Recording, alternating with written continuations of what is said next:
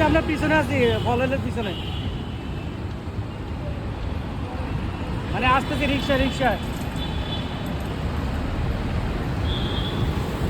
আমি কি রিক্সা কাটতে যাবে কেমনি সাঁচর বাজার থেকে কোন গেলে পঞ্চবন নদী পারে যেত গা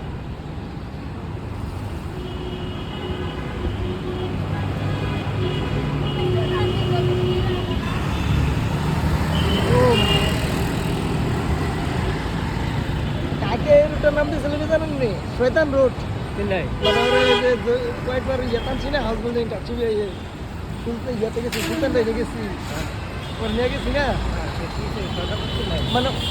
গ্রামে তো এত গাড়ি গিয়ে পেলাম এত গাড়ি আর হয়তো রাস্তা কখন এভাবে পার হয় না দেখা গেছে রাস্তা পার হইবার মতো সুস্থ সময় দৌড়া পার করার লাগে ইয়ে করার লাগে আবার থাকলে আবার একটা গাড়ি নেবো প্রচুর গাড়ি এই কারণে হ্যাঁ রোডের নাম দিত